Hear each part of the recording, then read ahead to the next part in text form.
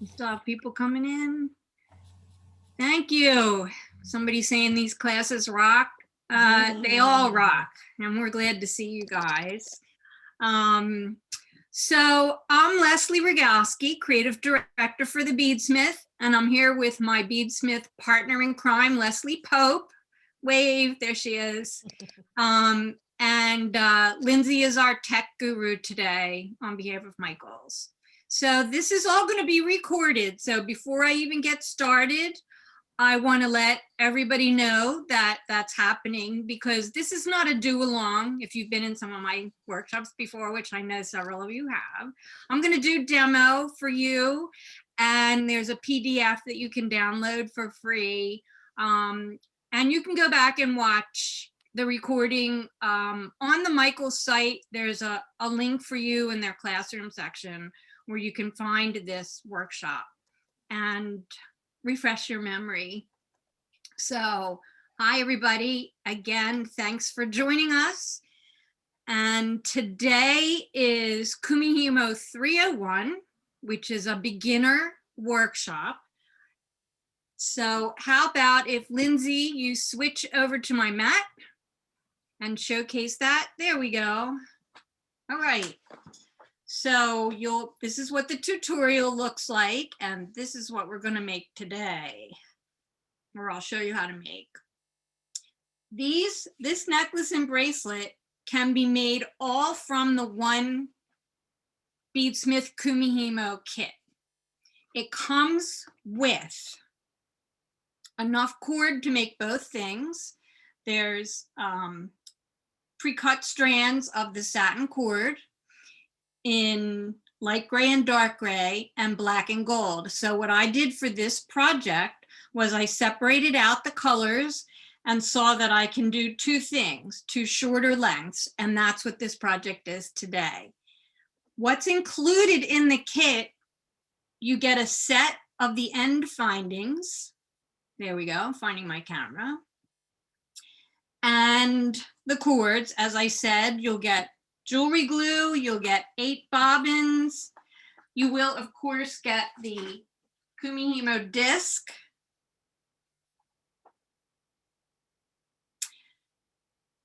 And what you will need to get and have with you is you will need to get the Beadsmith pebble with some beading needles, fire line.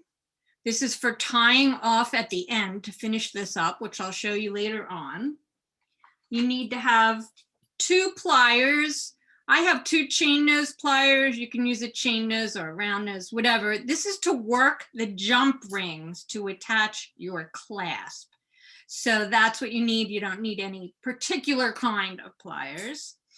And you're going to want some kind of a nipper, because I find that this is much easier to use with cutting the satin cord than a scissors, where with a scissors you kind of have to saw at it a little bit. So I suggest that you look for the nippers. I think the Beadalon brand that Michael sells is great.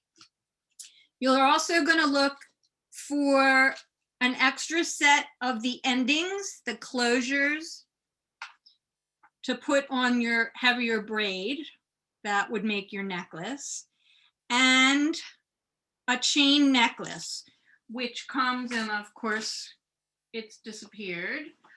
It comes on a card and it's already made. They have silver and gold, and the chain actually has a lobster clasp already on it. So you're going to be using your pliers to work this too and to cut your chain. So you can see that this necklace it's a shorter necklace. Lindsay, switch back to me for just a second. And I'll show you how this will sit. I put it right over my head, but you can see that the chain allows you to have some length to it. And just because I didn't want just this plain simple braid, I'm gonna just give you a little trick to do. Here, you can switch back now. Thanks, Lindsay. Just to give you a little extra, I just sewed beaded loops to hang on the end, and they move around on the necklace a little bit. All right, So we're going to get started.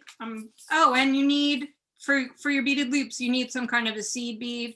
I used size 6 Toho beads because they gave a nice substantial presence on the rope. I didn't want to use like really little tiny beads.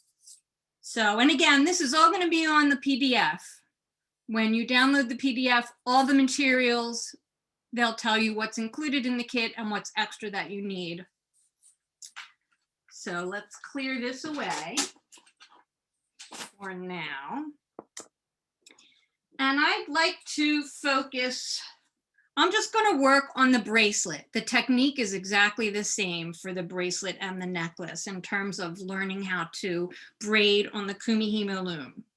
So the length of each of these, you can see I have 8 cords. Each cord should be 3 times as long as your finish length. That's going to leave you a little bit of extra to knot and glue into the end finding as well. So you're going to take your black and gold cords, and I'll take this off of here so we can get started right from the beginning. You're going to take your cords and bring the ends together to have 8 cords, pretty even. And you're going to tie an overhand knot with the middle of your cord. So you're going to find the center, or you can have 8 separate cords.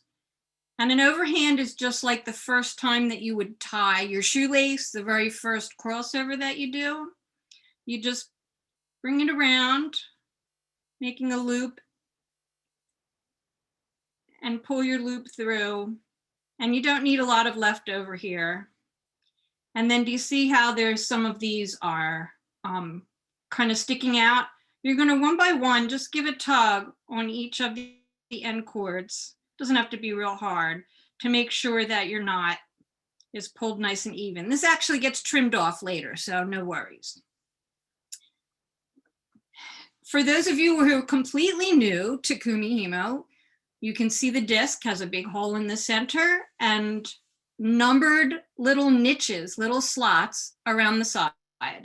The numbers aren't going to really be very important, but I want you to look at where the 4 dots are, because when you work with Kumihimo, you're always going to keep the disc facing you like this.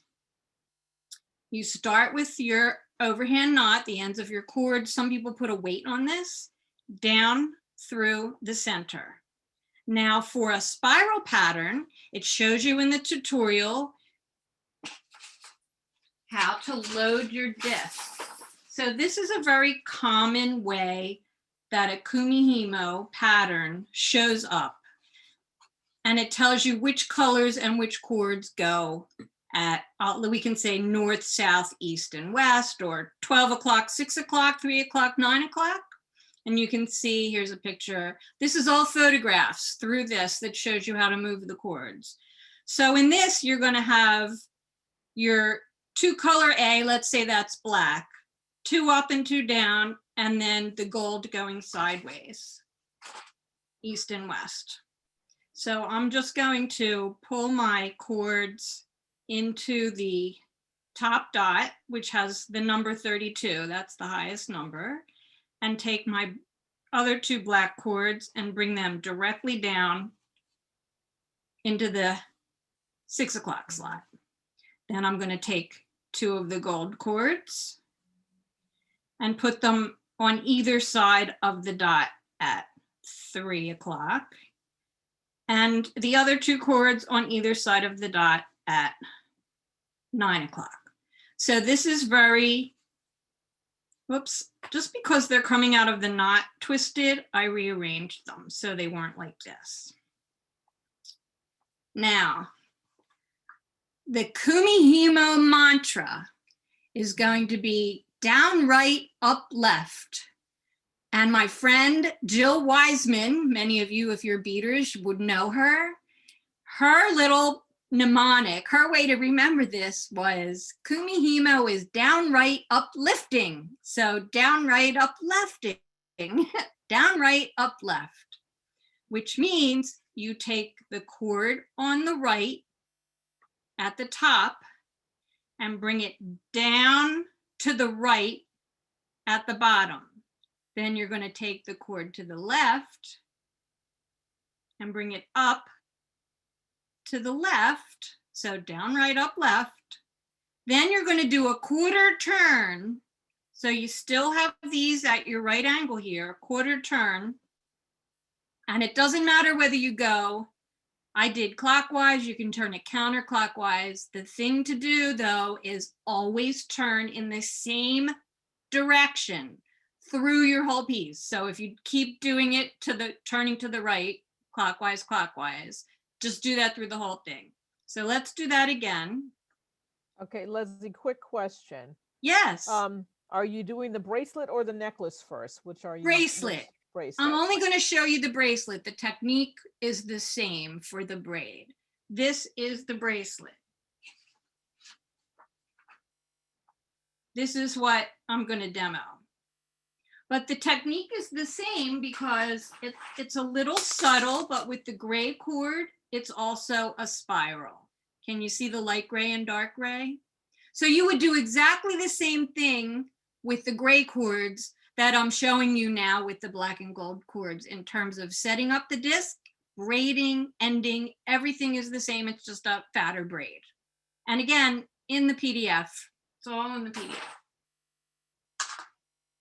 So now, down to the right, when you're working, if you have to put your disc down and walk away or you're stopping, always leave the down to the right in that position because otherwise you wouldn't remember. And it's really hard, even for somebody like me who's been doing Kumihimo for such a long time, to remember and try to figure out like, where was it? Which was the up and which was the down? So if you always go down right and put it down, that's a way to remember. Put it down with it down to the right. You know when you pick it up, however this is, that your next move is going to be up, left.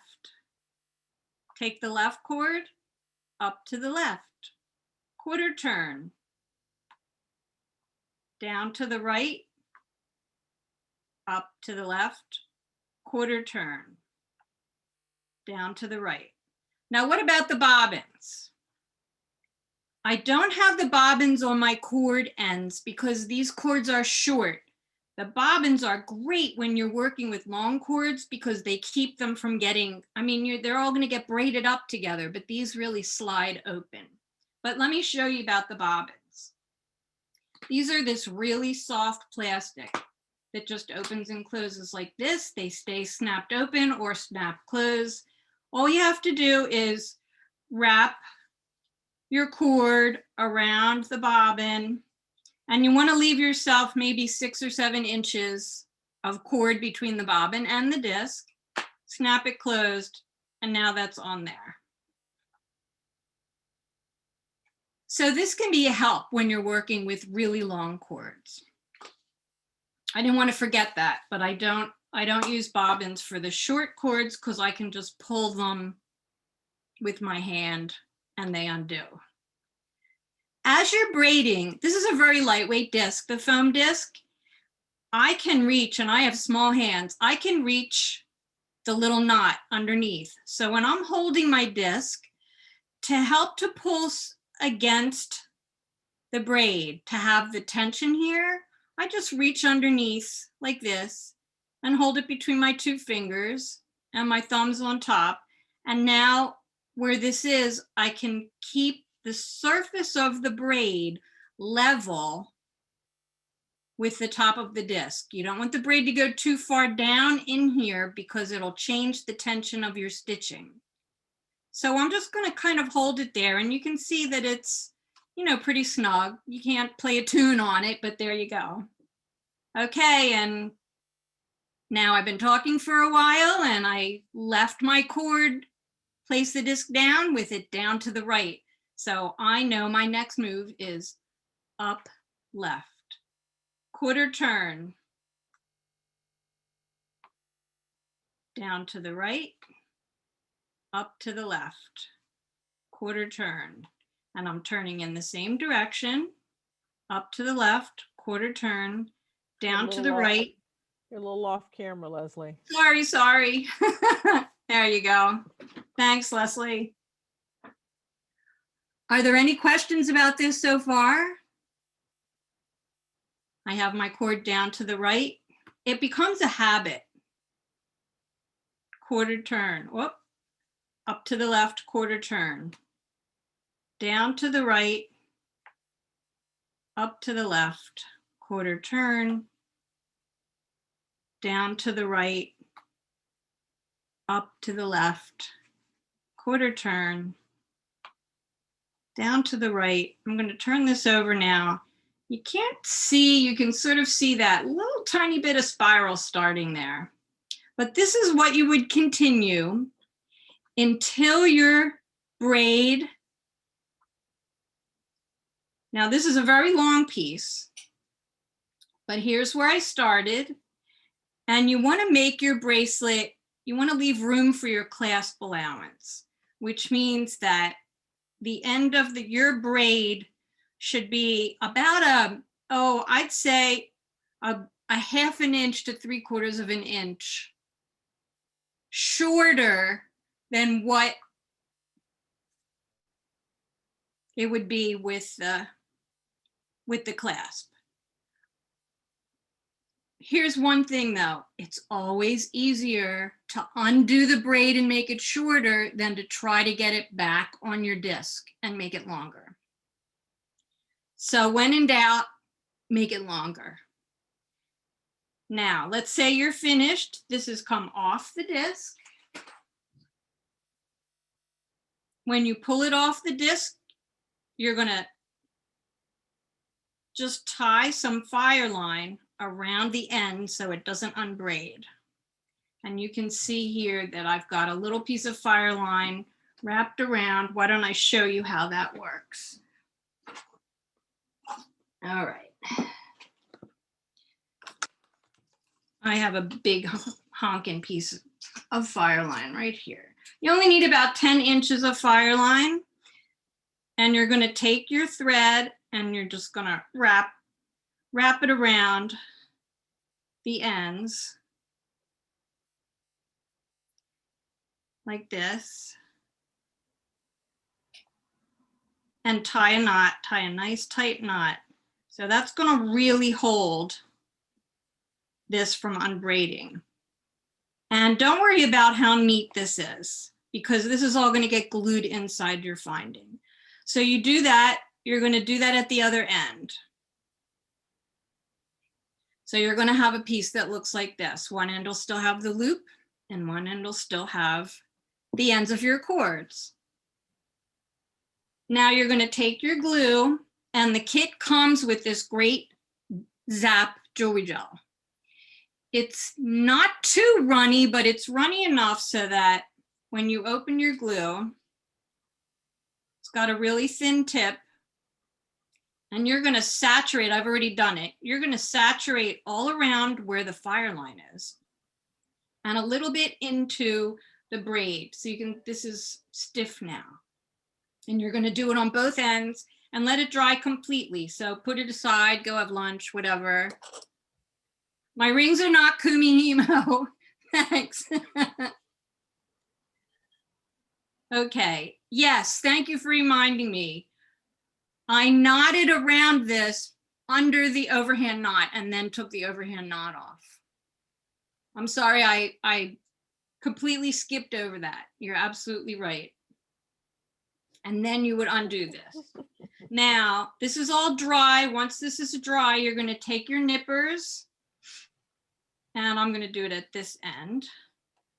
And I'm going to snip my ends to be like, oh gosh, a scant 1/4 inch up from the fire line. And I'm going to snip them off. Might have to do it one at a time. There we go. I'm trying not to go off camera, sorry. Okay, that made a nice satisfying sound. So we have one question. Are you putting Yes. the beaded rings on after you put the ends on or before you put the ends on? That depends on what you're making, and I'll show you.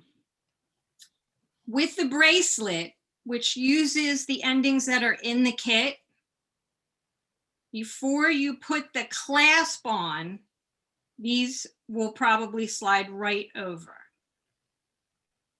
But once your clasp is on, you're not going to be able to slide them over. And you can adjust the size of your loops too.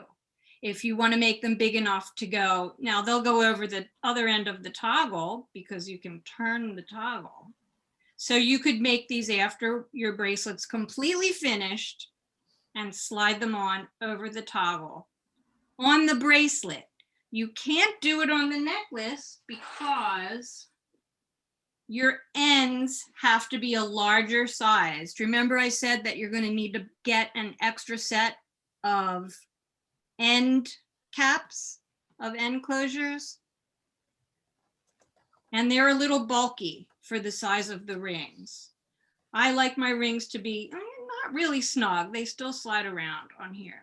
But you can have some fun. You can string loops of anything to go onto your rope. I mean, that's one of the great things about a Kumihimo rope necklaces. You can hang a lot of different things on here. You could make different colors and change them out if you wanted to.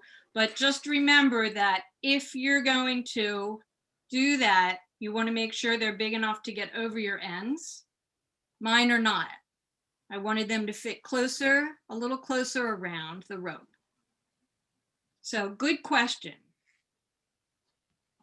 For the bracelet, you can make the rings and put them on after you put the ends on. For the necklace, you're going to want to make the rings and put them on before you do the endings. Did that answer your question? And no, the rings do not abrade this at all because the beads are very smooth. The beads are very, very smooth. And it's not getting a lot of wear and tear. Now on a bracelet it would, because it's going to be worn and they're going to be getting a lot more jangly around here. But no, this satin cord is a very, very smooth finish. So I have not seen any like little frays or threads or anything like that from this at all. And I've showed this a lot. So now watch which beads you put on there too. If you're going to decide to use like wooden beads or something maybe a little more earthy, or stone beads, then you're going to have to be careful. So that was a really good question, whoever asked that. The All next right. one is, can you wash them after you're done? Can you wash them? Yeah. I would hand wash them if you got something on it.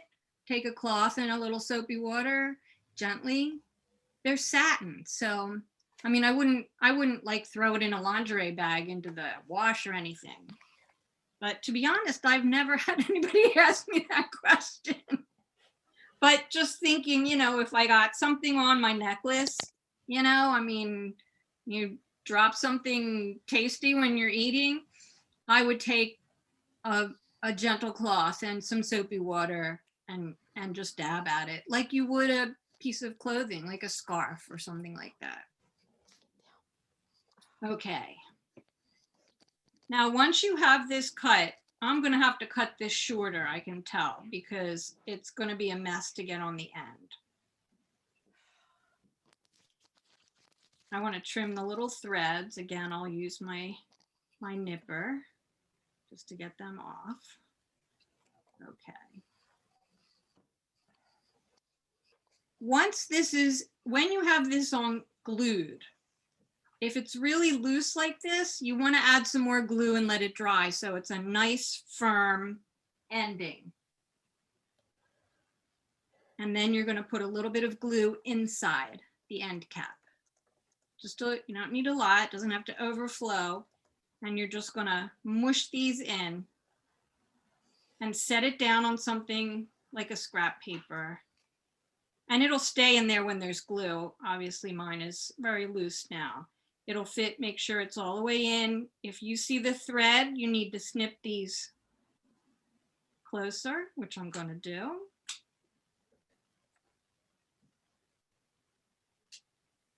And the whole thing, the ends, the glued ends, and the glued thread that's wrapped around it will all fit in here like this.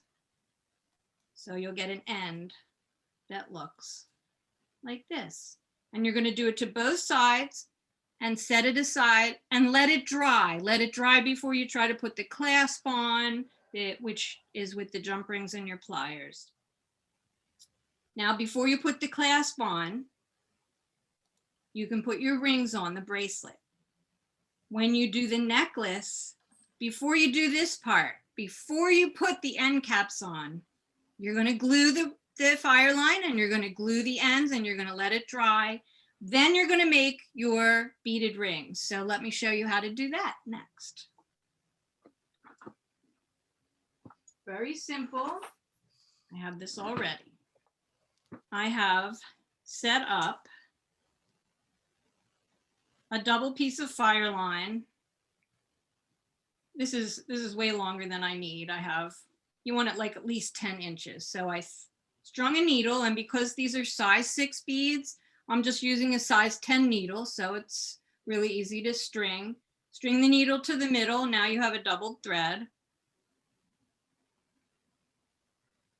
Tie a knot between the 2 tails and the thread to bring your beads into a ring like this.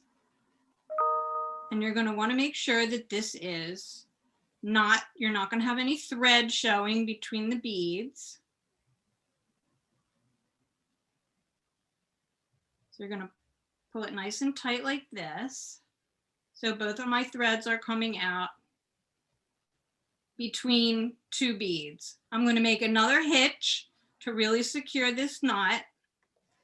Now you notice I didn't sew through it again, and here's why. In order to avoid having to thread the tails onto another needle to hide them, I'm going to take the needle that's already on here and I'm going to sew through about half my beads. I think I have 12 on here. And I'm going to sew through away from my knot. Be careful not to sew through the thread that's in there. And now I can actually pull on my threaded needle thread, and it's going to slide the knot and the tails into the piece a little bit. Just like that. And now I can actually trim my threads and my ring is finished and secure. There you go. So that's my tip from Real Fast and Easy. You can make as many as you want. For my necklace, I chose the silver and the bronze.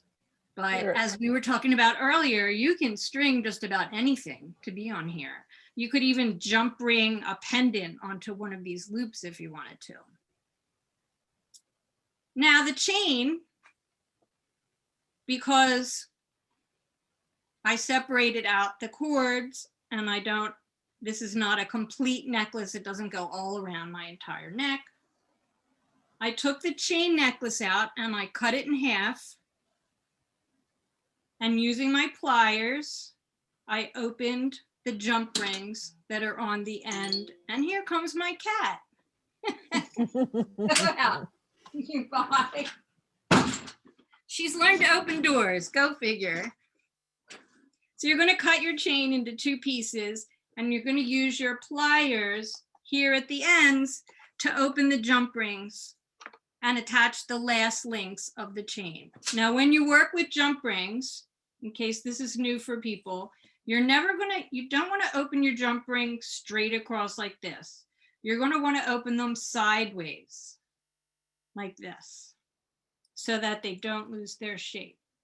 So I take pliers on one side, pliers on the other side, turn them. Let me find the camera. There you go. And you see the ends.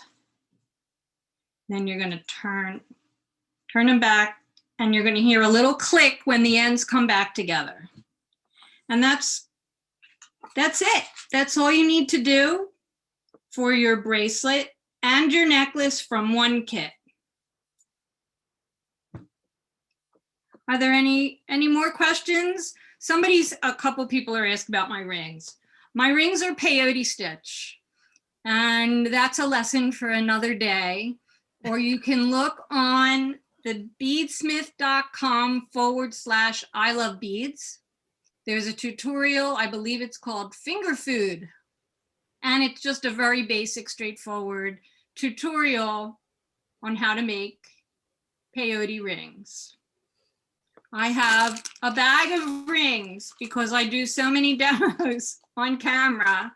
I try to wear rings that sort of match what I'm doing. So I do change colors, and I don't use anything that's really like a statement ring so it doesn't get stuck on things.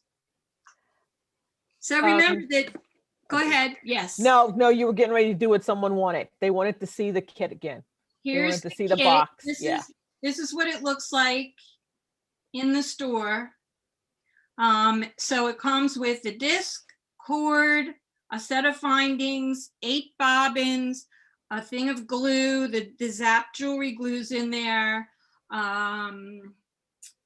There's some basic instructions on doing kumihimo.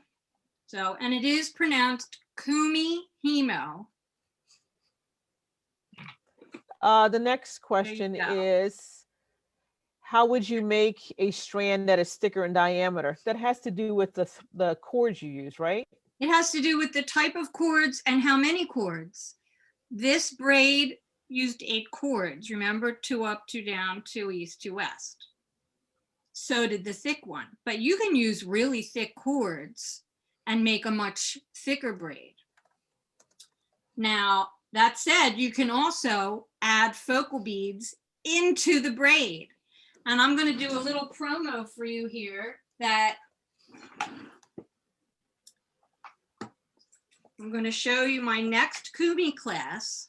We're going to do this. These don't move on the braid. In this class, which is March 31st, and I think it's going to be at 1 o'clock Central Time. Is that right? 12 o'clock Central Time, 1 o'clock Eastern Time, we were promised. So I'm going to show you how to do a dotted braid. You can see it's a different pattern. And you actually stop the braid and string the beads on the cord in a certain way, and then start the braid again. So these are actually braided. They're in between sections of braid. And that's a really cool trick for when you want to have bigger beads that are in the braid and they don't slide around. They always are going to stay in this position. So again, that's Wednesday, March 31st at 1 o'clock Eastern Time, another Kumihimo braid. This doesn't use all the materials from the kit. This is kind of a step beyond. You'll probably want different cord and different beads. You want to find beads that have a nice big hole. The PDF tutorial will tell you what I got at Michael's, that these beautiful ceramic beads were sold in the jewelry section of Michael's. And you're going to put the ends on the exact same way that you did this. And you're going to do the braid the same way, but the colors are going to be set up differently on the disc. So instead of having the 2 and 2, which makes a spiral with 8 cords, this is a little different. And I'll teach that at that class. There's a few other Kumihimo classes and some macrame too. So actually my next upcoming class is to make some very cool friendship bracelets with this really cool cotton cord, the Beadsmith mini macrame board, and again, size 6 beads. And I'll teach you how to make this, how to do this stitch, and how to make an adjustable closure for your bracelet with a different macrame stitch. And that class is on the 17th. So March 17th is the macrame, March 31st is the next Kumihimo, and I have no idea what comes after that. So if you want to come back to me, Linz, there you go. All right, you guys. Well, thanks a lot on behalf of Beadsmith and Michaels. Again, I'm Leslie Rogowski with my indispensable right hand at Beadsmith, Leslie Pope. They call us Team Leslie. Lindsay P., thanks for hosting from Michaels. Remember that this is recorded. You can go back and watch this again and follow along. Download the PDF from the Michaels site and check that out. And you're very welcome. So everybody be safe. We love beads. See ya.